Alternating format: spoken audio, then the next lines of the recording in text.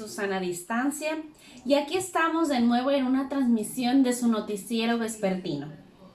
En esta ocasión es un día muy especial porque nos vamos a enlazar directamente hasta Alabama, en Estados Unidos, con Rosa Parks. Rosa Parks es una activista estadounidense y con una vida inspiradora. Inspiradora para todas aquellas personas que aún no saben qué es lo que quieren hacer con su vida. Inspiradora para todos aquellos jóvenes que están empezando a trabajar, pero que todavía no se responden la pregunta: ¿estoy haciendo algo bien? ¿Algo por mí y por mi sociedad? Bueno, pues vamos directamente con Rosa. Buenas tardes, cuenta con todo nuestro auditorio. Cuéntanos de ti, Rosa. Sí, hola Susana, buenas tardes, te saludo yo a ti y saludo a todo tu auditorio. Espero que se encuentren muy bien. Yo aquí estoy desde mi casa, tratando de hacer lo que se pueda, la parte que nos toca, que es quedarnos aquí en casa para cada quien estar bien, para estar tranquilos, para cuidarnos, y ya saldremos cuando acabe esta contingencia sanitaria.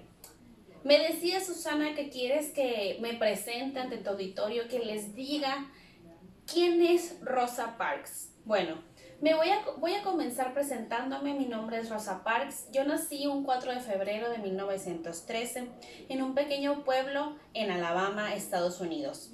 Yo soy hija de un carpintero y una maestra y estudié en el Colegio de Estudios de Montgomery y después en el Colegio de Estudios Industriales y después en el Colegio de Maestros de Alabama.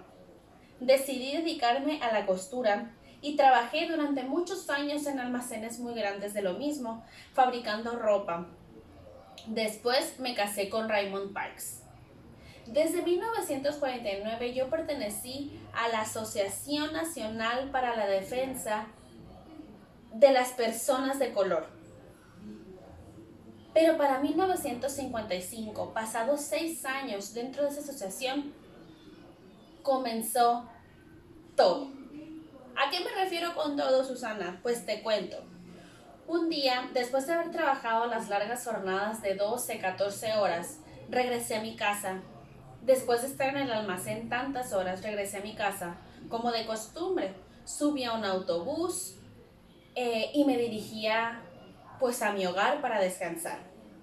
Al subirme al autobús, me di cuenta que los asientos de en medio y de atrás estaban vacíos, porque en Alabama, en ese año, en 1955, ese 1 de diciembre, las personas como yo de color no nos podíamos sentar en las primeras hileras porque estaban reservadas solamente para los americanos.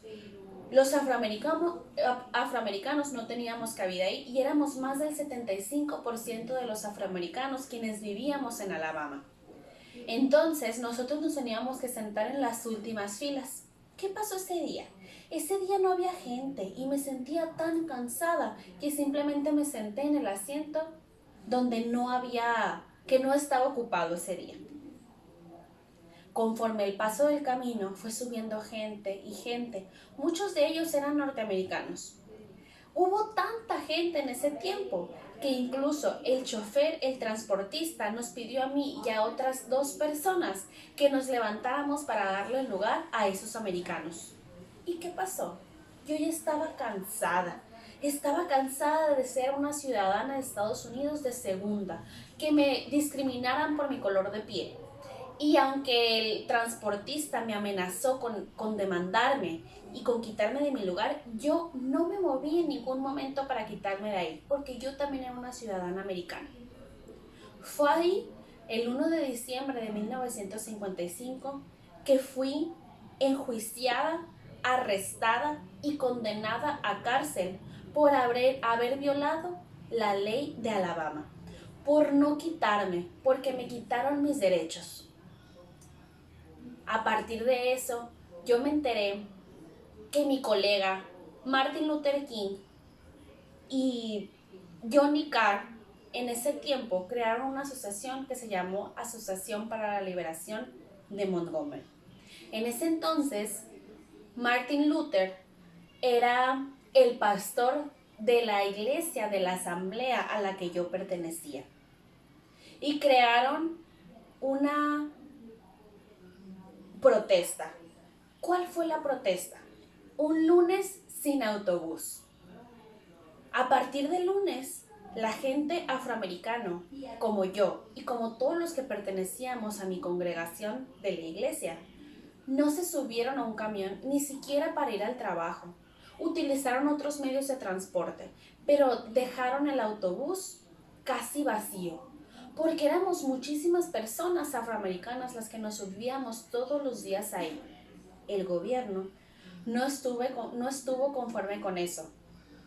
Fue así como después de 382 días de protesta, por fin, la Suprema Corte de Justicia declaró que era anticonstitucional que hubiera una diferencia en el autobús de las personas americanas y los afroamericanos.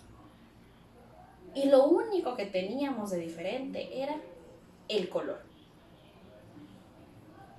Desde ahí, Susana, es muy grato decirte que a mí se me conoce en el mundo de muchas maneras, pero la principal de ellas es la madre de los derechos sociales, porque a partir de ahí, Susana, empecé a crear asociaciones para la defensa del afroamericano, porque igual que los norteamericanos, nosotros teníamos el derecho a ser respetados y a tener las mismas cosas que los demás.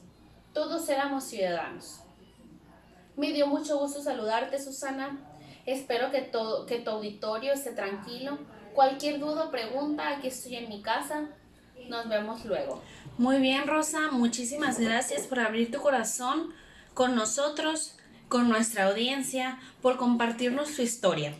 Esperemos que muy pronto volvamos a saber de ti. Por lo pronto, les cuento que cuando Rosa Parks decidió no levantarse del asiento de su autobús aquel día, trajo consigo un cambio de leyes en Estados Unidos. Y no porque fuera la primera en hacer estos cambios contra las injusticias, ni que fuera la primera en levantarse contra todo esto, sino porque fue una de las que lo hizo con más coraje, ganando el título de la madre del movimiento de los derechos civiles. La denominada mala conducta de Rosa Parks ese día ocasionó, además del boicot de los autobuses, que hubiera una oleada de desobediencia civil y de guerras civiles contra el gobierno por parte de los afroamericanos, porque hizo ver en las condiciones tan precarias con las que trataban a los afroamericanos en ese tiempo. A partir de ahí, Rosa se convirtió en un ícono social y se mudó a Detroit, donde creó nuevas organizaciones que lucharan contra los derechos de los afroamericanos en los años 70. Después, trabajó con uno de los demócratas políticos más importantes, John Conyers, en 1980, y por último, fue galardonada en 1979 con la medalla Spingarn y en 1999 con la medalla del oro del Congreso de los Estados Unidos por su gran labor en la lucha contra el racismo. Desgraciadamente, Rosa murió a los 92 años en octubre del 2005 y fue velada en el Capitolio de Washington. Rosa Parks ha sido la primera mujer y la segunda mujer afroamericana que tuvo el honor de recibir estas medallas, que solamente 28 personas han recibido en todo el mundo. Sin duda, Rosa Parks es una de las mujeres más galardonadas y mayormente reconocidas por su gran labor. Labor que actualmente no vemos en todos y características que no nos identifican a todos. Aprendamos de ella. Pero bueno, se ha acabado nuestro tiempo en este noticiero. Agradezco muchísimo su atención. Los invito a seguirnos cuidando, a seguir en nuestras casas, porque esta emergencia sanitaria requiere que todos estemos en la misma sintonía. Requiere que todos nos unamos para quedarnos en casa. Siga disfrutando de su programación. Nos vemos en la próxima. Mi nombre es Susana Distancia y muchas gracias.